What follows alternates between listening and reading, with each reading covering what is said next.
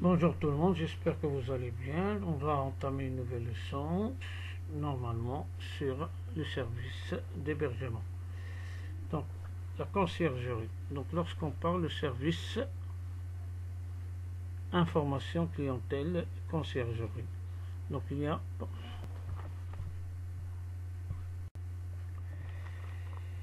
quelle que soit la catégorie de l'hôtel où il descend. Le client aura à son arrivée et pendant son séjour besoin d'informations de toutes sortes. Il faut donc que l'hôtel mette à leur disposition soit un employé, soit un responsable, soit un service organisé capable de fournir les services, les informations, les renseignements désirés. Dans les hôtels importants, la personne chargée du service de renseignement est le concierge. Dans les petits et moyennes hôtelleries, le poste de concierge est en voie de disparition. La polyvalence du réceptionnaire fait que ces hôtels, les postes concierge et réception sont groupés et assurés par la même personne. Donc,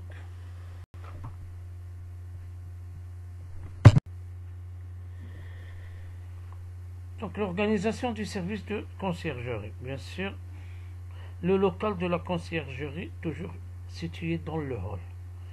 Le hall d'entrée, non loin de la réception. Il doit se trouver à proximité du dépôt de bagages, des ascenseurs et de les escaliers desservant étages et sous-sol. Une surveillance efficace ne peut être exercée qu'à cette condition. Donc, l'organigramme d'un service de conciergerie d'hôtel. Normalement, il y a un directeur général, directeur hébergement et chef concierge.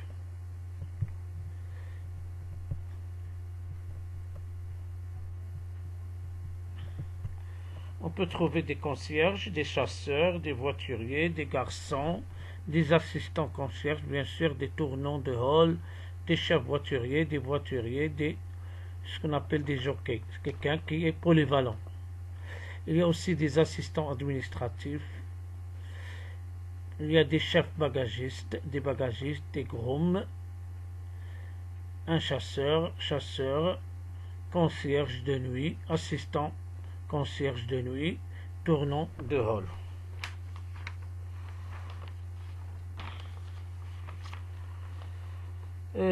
Normalement,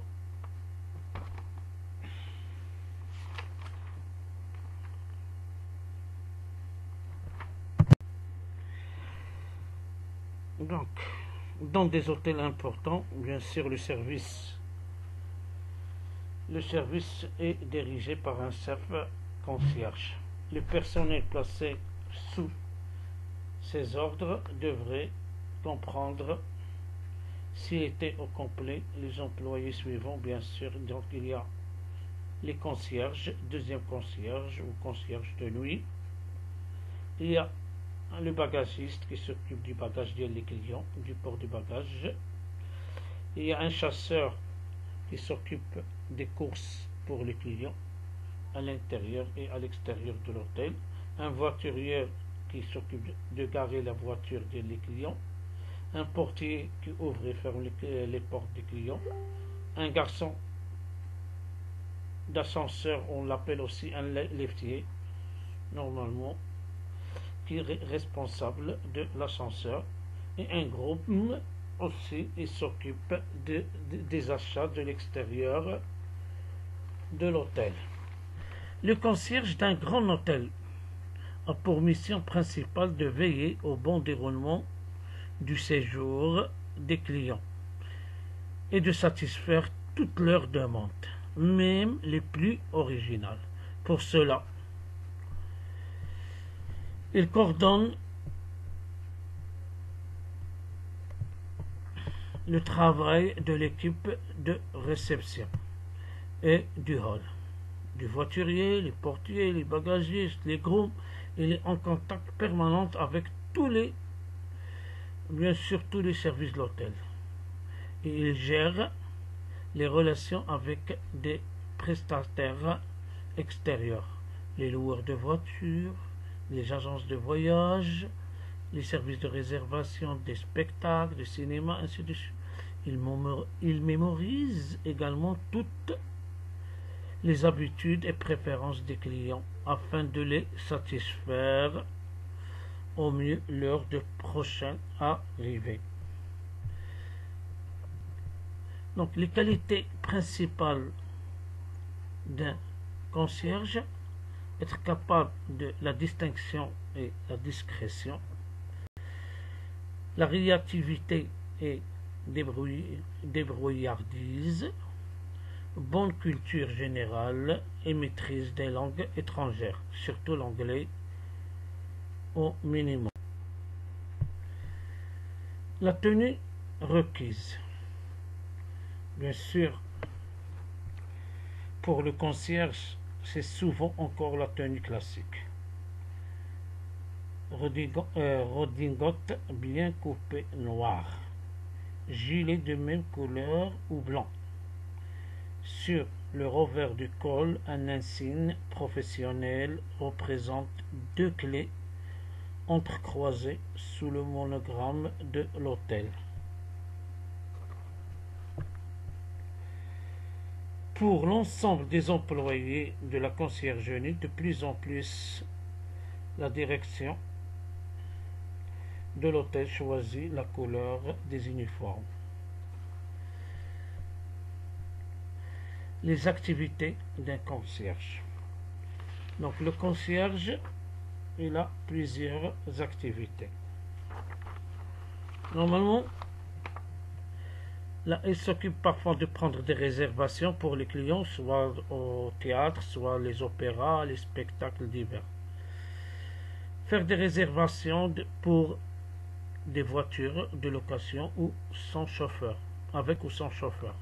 Réservation des places dans les restaurants, l'organisation de séjours ou towing, prise de rendez-vous chez les coiffeurs, ou chez les spécialistes, ou chez les santé, ou la beauté, ou quelque chose. La gestion des débours des clients, la comptabilité, la facturation, les encaissements. Gestion de la correspondance avec la clientèle avant, pendant et après le séjour du client. Donc, il y a aussi d'autres principales activités ou des attributions du concierge: c'est l'accueil et l'accompagnement des clients, la surveillance des clés ou des cartes clés. Il s'occupe des bagages des clients, le port des bagages.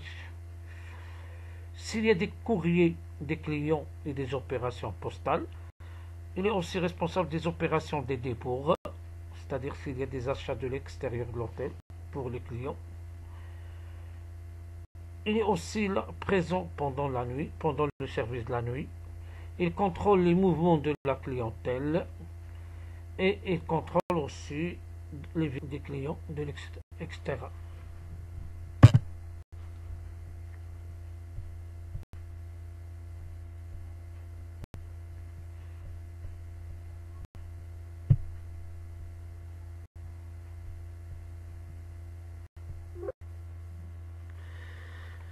Les responsabilités exercées par le concierge. Donc, il est responsable de recrutement, de formation, de l'encadrement du personnel du hall, le respect et l'application des procédures propres à l'hôtel ou à la chaîne, bien sûr d'appartenance ou d'affiliation. Parmi ces exigences, il doit être polyvalent, c'est-à-dire la polyvalence, la prestance, être disponible, la disponibilité, une bonne élocution, bonne adaptabilité, le goût du contact, la courtoisie et bonne culture générale.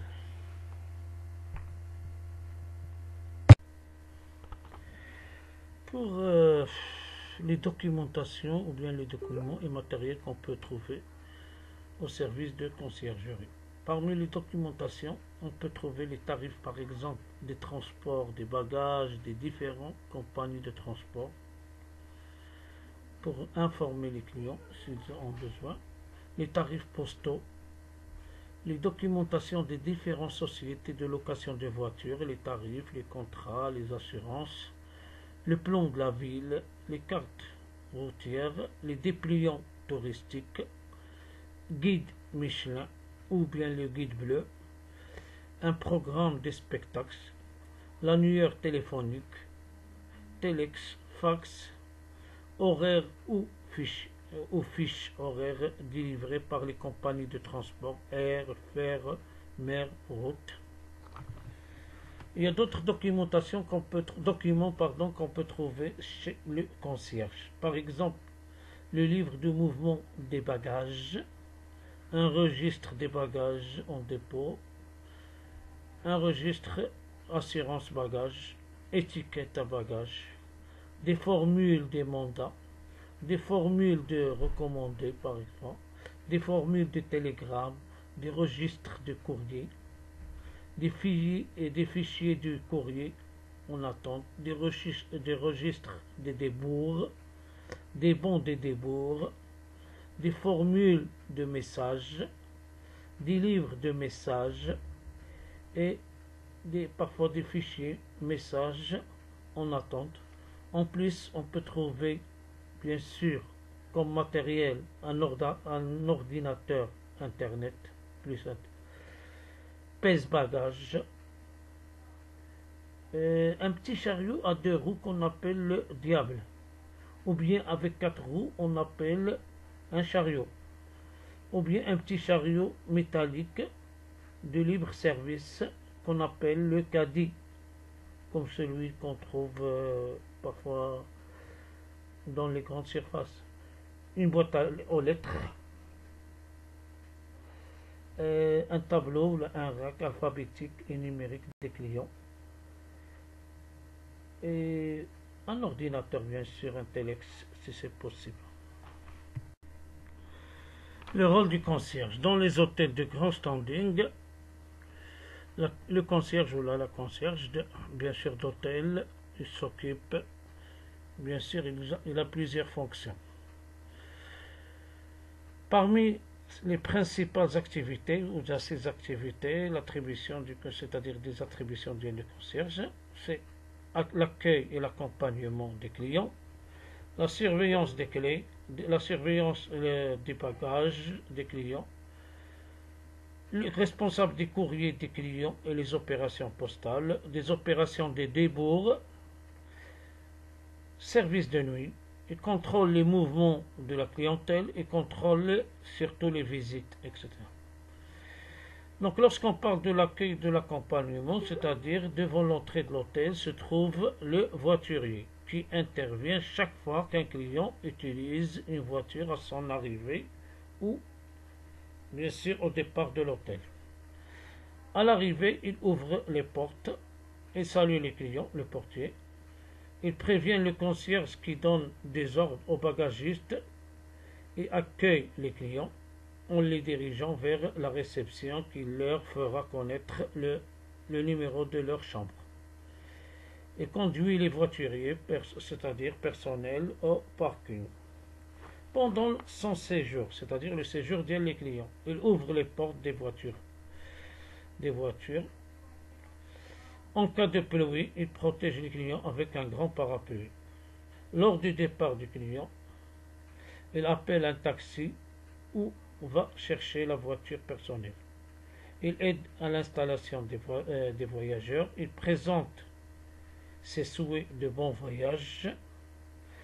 Ces fonctions peuvent être assurées par des employés polyvalents. La surveillance des clés. Dans les hôtels où la surveillance, bien sûr, où la des cartes clés. Dans les hôtels munis de clés métalliques, le concierge est chargé de leur surveillance. La remise au client à son arrivée. Le dépôt par le client à chaque sortie. Normalement, Maintenant, il y a un système de clés à la carte ou à carte perforée. Ce système nécessite une serrure spécialisée qui ne peut s'ouvrir qu'à l'aide d'une carte perforée unique, carte clé. La carte perforée remise au client est établie à l'aide d'une carte matrice, c'est-à-dire un exemplaire pour chaque serrure. La serrure à carte magnétique, ce système qui représente un investissement important équipé.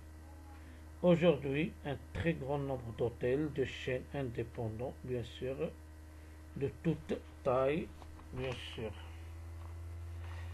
Les bagages. Dans les hôtels importants, les bagages ne sont pas transportés par le client, mais par un employé de la conciergerie qu'on appelle le bagagiste.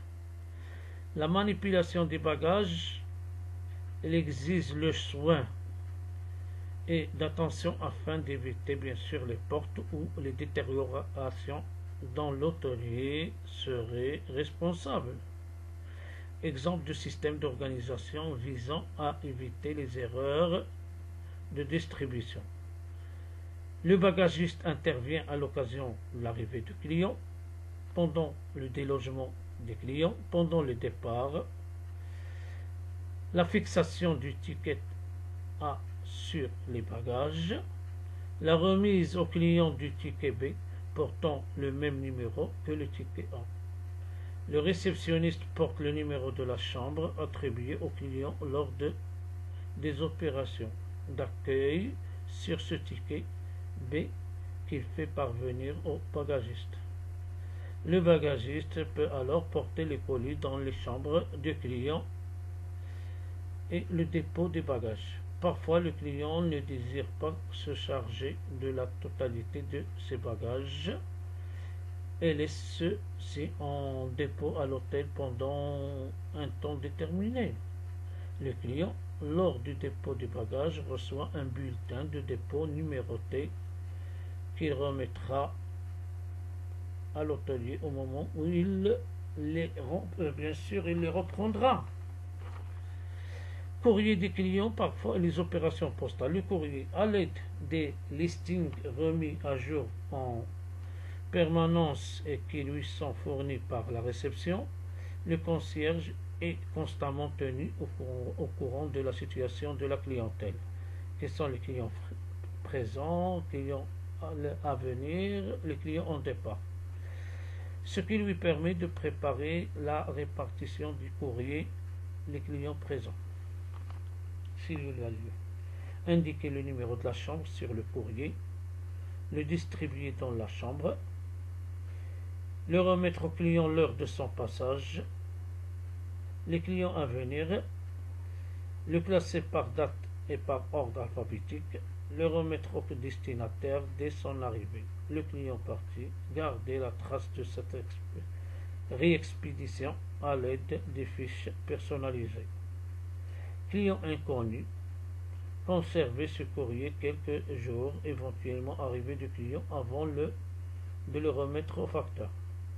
Les messages, ils doivent être transmis dans les plus brefs délais au client. Pour éviter les erreurs d'interprétation, utilisez les fiches messages.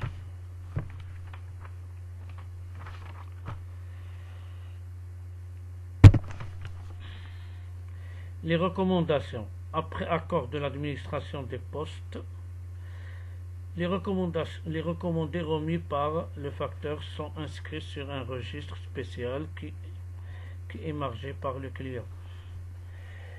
Les opérations postales courantes, expédition plusieurs fois par jour du courrier déposé par les clients dans les boîtes à lettres de l'hôtel.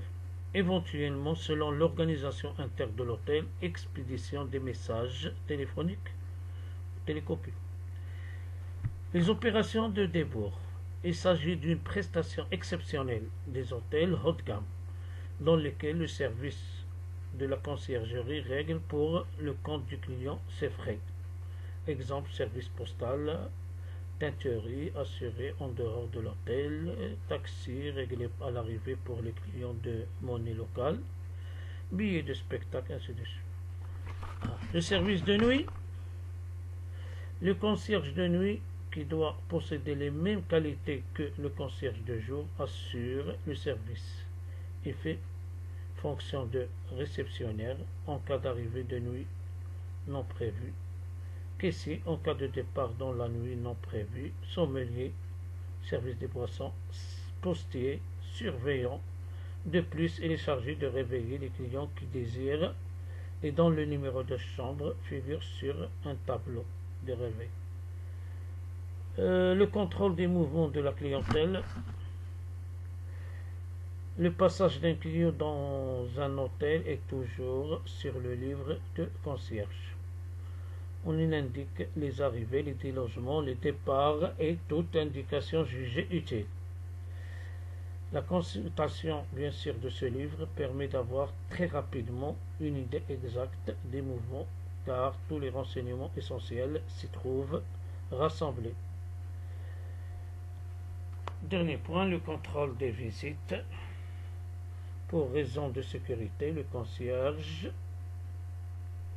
les allées et les venues, par exemple venues des personnes étrangères à l'hôtel, qui en aucun cas ne doivent s'introduire dans les étages. Lorsqu'un visiteur se présente, le concierge prévient téléphoniquement le client demandé, qui autorise la visite dans sa chambre, ou annonce son intention de se rendre au salon ou encore propose un rendez-vous.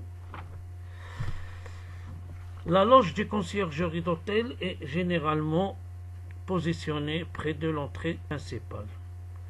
Installé derrière un comptoir, le ou le concierge vêtu d'un uniforme traditionnel, costume, frac ou redingote, travaille le plus souvent debout. Le service de la conciergerie travaille 24 heures sur 24 et 7 jours sur 7, ce qui implique une grande disponibilité. Donc, l'émission, bien sûr, réceptionner et traiter toute demande de conciergerie pour une clientèle définie, en respectant les processus et les engagements qualité de l'entreprise et du client. Il doit optimiser et mettre en œuvre les moyens requis répondant à toute demande d'organisation de services personnalisés dans le cadre de la vie quotidienne et professionnelle. Conseiller, proposer, traiter les réservations relatives à toute demande, par exemple de type réservation de spectacles, de visites, guides, d'événements, de soirées, de restauration, de voitures, de luxe, de taxi ou de...